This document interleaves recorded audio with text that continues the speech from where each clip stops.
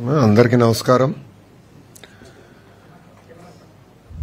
గత 5 రోజులుగా సైక్లోన్ మోంతా అనేది ఒక సివియర్ సైక్లోన్ అనేది ప్రజలకు తెలిసిన విషయమే. ఈ రోజు రాత్రి 11:30 అమలాపురం దగ్గర అంటే ఆ ఏరియా దగ్గర ల్యాండ్ ఫాల్ జరగబోతుంది. సుమారుగా 90 నుంచి 100 కిలోమీటర్ల స్పీడ్ ఉండబోతుంది. అంతేకాకుండా చుట్టుపక్కల ప్రాంతానికి పెద్ద ఎత్తున వర్షం కూడా రాబోతుంది. ఈ సైక్లోన్ అనేది గౌరవ ముఖ్యమంత్రి చంద్రబాబు నాయుడు గారు 23వ తారీఖు నుంచి ట్రాక్ చేస్తాం జరుగుతుంది. ఆయన యూఏఈకి వెళ్లే ముందల కూడా సమీక్ష చేశారు. యూఏఈలో ఉన్నప్పుడు సమీక్ష చేశారు. తిరిగి వచ్చిన తర్వాత కూడా అనేక రివ్యూ మీటింగ్లు చేశారు. సుమారుగా 12 రివ్యూ మీటింగ్లు, టెలికాన్ఫరెన్స్లు, వీడియో కాన్ఫరెన్స్ గౌరవ ముఖ్యమంత్రి గారు నిర్వహిస్తాం జరిగింది. గౌరవ ప్రధానమంత్రి నరేంద్ర మోడీ గారు కూడా నిన్న గౌరవ ముఖ్యమంత్రి గారితో మాట్లాడటం జరిగింది. ఏర్పాట్లన్నీ ఎలా ఉన్నాయనేది ఆయన స్వయంగా తెలుసుకుంటాం జరిగింది. ఆ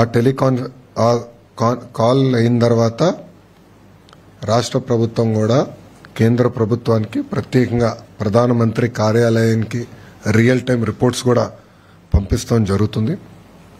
ప్రధానమంత్రి గారు కూడా రాష్ట్రానికి ఏం కావాలన్నా మీరు చెప్పండి, అన్ని ఏర్పాట్లు చేస్తామని ఆయన కూడా చాలా క్లియర్గా ఉన్నారు. ఈ సైక్లోన్ వల్ల సుమారుగా 40 లక్షల మందికి ఇంపాక్ట్ ఉంటుంది.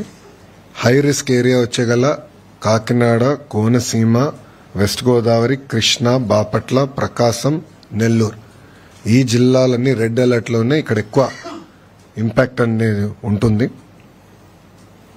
ప్రజాప్రభుత్వం లక్ష్యం ఒకటే, లాస్ ఆఫ్ లైఫ్ అనేది ఉండకూడదు. దానికి తగిన చర్యలు తీసుకోమని గౌరవ ముఖ్యమంత్రి గారు చాలా స్పష్టంగా చెప్పారు. ఒక పక్కన డిజాస్టర్ మేనేజ్మెంట్ మంత్రిగా అనిత గారు, ఆర్టీజీఎస్ మంత్రిగా నేను, ఇద్దరికి పర్ఫెక్ట్ కోఆర్డినేషన్ సింక్తో గత 24 గంటల నుంచి మేము కూడా రియల్ టైం ఇది మానిటర్ చేస్తాం జరుగుతుంది. ప్రోయాక్టివ్గా సుమారుగా 1328 గ్రామాల్లో ఎక్కడైతే ముంపు ఉంటుందో, ఎక్కడైతే ఇంపాక్ట్ ఎక్కువ ఉంటుందో అక్కడ ఇవాక్యుయేషన్ కూడా నిర్వహిస్తాం జరిగింది. 3465 మంది ప్రెగ్నెంట్ ఉమెన్ కూడా అంటే రాబోయే 15 రోజుల్లో ఎవరైతే డెలివరీ చేస్తారో వాళ్ళని కూడా ప్రోయాక్టివ్గా ఇవాక్యుయేట్ చేస్తాం జరిగింది. వాళ్ళకి కావాల్సిన పౌష్టికాహారం కానీ అన్ని కూడా ప్రభుత్వం అందజేస్తాం జరుగుతుంది. ఇంతేకాకుండా 1906 టెంపరరీ షెల్టర్స్ కూడా ఏర్పాటు చేశాం. అక్కడ కావాల్సిన రిలీఫ్ మెటీరియల్స్ అని కూడా ఇప్పటికీ పంపించాం. శానిటేషన్ కావాల్సిన బ్లీచింగ్ పౌడర్ కానివ్వండి, లైమ్ కానివ్వండి, ఇదంతా కూడా పొజిషన్ చేస్తాం జరిగింది. పాఠశాలలకు వచ్చేగల సుమారుగా 14,798 పాఠశాలల్లో ఇప్పటికీ హాలిడేస్ ప్రకటిస్తాం జరిగింది. దీంట్లో 364 స్కూల్స్ ఏకంగా సైక్లోన్ షెల్టర్స్గా మార్చడం జరిగింది. మత్స్యకారులు కూడా 29 వరకు వేటకు వెళ్ళకూడని నిషేధం కూడా ప్రభుత్వం పెడతాం జరిగింది. యాక్టివిటీ సస్పెండ్ చేశాం. అన్ని చర్యలు తీసుకున్నాం. 11 ఎన్డీఆర్ఎఫ్ టీంలు, 12 ఎస్డీఆర్ఎఫ్ టీంలు కూడా ఏర్పాటు చేశాం. రిజర్వ్ టీమ్స్ కూడా ఉన్నాయి. అవసరమైతే ఆర్మీ కూడా హైదరాబాద్లో కంటింజెంట్ ఉంది కానీ వాళ్ళు కూడా స్టాండ్ బైలో ఉన్నారు. 145 వుడ్ కటింగ్ టీమ్స్ కూడా చైన్ సాస్తో మొత్తం ఏర్పాట్లు చేశాం. ఇప్పటికీ కొన్ని ఇక్కడ యాక్షన్లో ఉన్నారు. అంటే విశాఖపట్నంలో అక్కడెక్కడైతే చెట్లు పడినా ఆల్రెడీ మీరు యాక్షన్లో ఉన్నారు. మీరు కూడా కవర్ చేశారు మీడియాలో. సో 145 టీమ్స్ రెడీగా ఉన్నాయి. మెడికల్ అండ్ హెల్త్కి సంబంధించి సుమారుగా 325 క్యాంప్స్ రెడీ చేసుకున్నాం. 876 ర్యాపిడ్ రెస్పాన్స్ టీమ్స్ కూడా ప్రభుత్వం రెడీ చేసింది. దాని తర్వాత సైక్లోన్ ల్యాండ్ ఫాల్ అయిన తర్వాత దాటిల్లిన తర్వాత రెస్టరేషన్ కార్యక్రమం అనేది చాలా చాలా కీలకమైనది.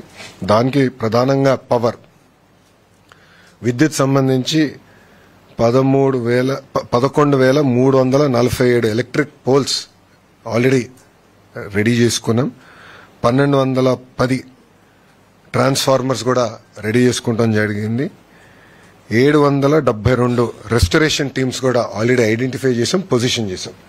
అంటే సైక్లోన్ డైరెక్షన్ బట్టి వీళ్ళు ఎక్కడ ఉండాలి, మెటీరియల్ ఎక్కడ ఉండాలి ఆల్రెడీ పొజిషనింగ్ కూడా అయిపోయింది. హాస్పిటల్స్ కూడా కరెంట్ అందించాలి యుద్ధ ప్రాతిపదికంగా అనేది ఒక నిర్ణయం తీసుకున్నాం. తగిన చర్యలు కూడా తీసుకుంటాం. ఆర్ఎన్బికి వచ్చే గల 7,289 అంటే జేసీబీలు, క్రెయిన్స్, వెహికల్స్ కూడా ఏర్పాటు చేసుకున్నాం. ఎందుకంటే ఎక్కడన్నా బ్లాకేజ్ అయినా ఇమీడియట్గా రెస్టోర్ చేయాలి, ట్రాఫిక్ ఎలాంటి ఇబ్బంది ఉండకూడదని అది కూడా టీమ్స్ రెడీ చేసుకుంటాం జరిగింది. తాగునీరు సంబంధించిన వాటర్ ట్యాంకర్స్ పొజిషన్ చేసుకున్నాం.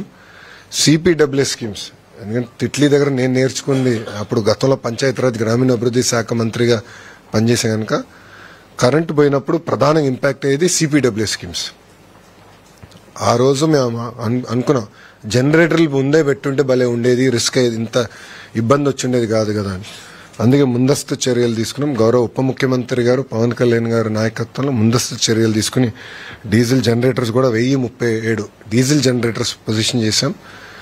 సెల్ ఫోన్ టవర్స్ కావాల్సిన డీజీ సెట్స్ కూడా సుమారుగా 78% సెల్ ఫోన్ టవర్స్ కూడా కావాల్సిన డీజీ సెట్స్ వాళ్ళు ఎయిర్టెల్ కానివ్వండి, జియో కానివ్వండి, మిగతా సర్వీస్ ప్రొవైడర్స్ అందరూ కూడా ఏర్పాటు చేశారు. కావాల్సిన డీజిల్ కూడా పొజిషన్ చేస్తాం జరిగింది.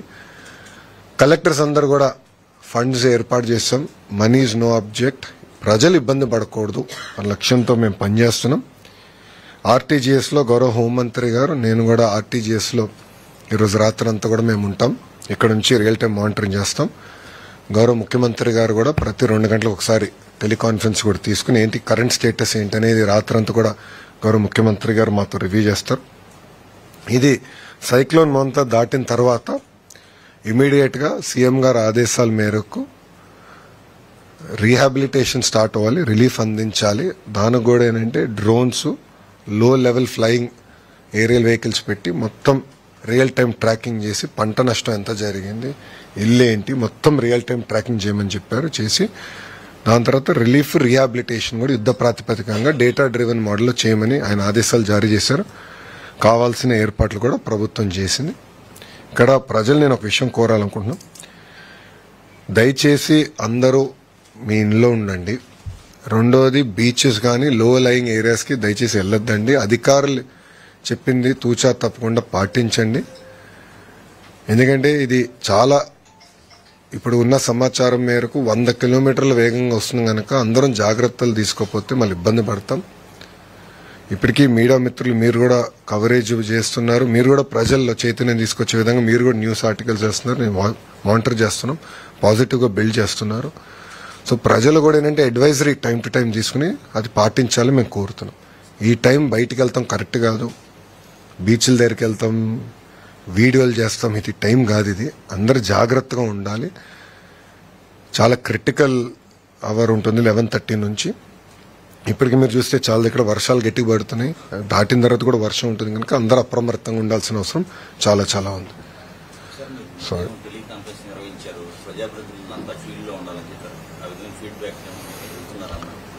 ఇప్పుడు పొద్దున గౌరవ హోంమంత్రి గారు మేము ఇద్దరం కలిసి అందరితో ఎమ్మెల్యేలతో, ప్రజాప్రతినిధులు, ఎమ్మెల్యేలతో, ఎంపీలతో కూడా మాట్లాడాం.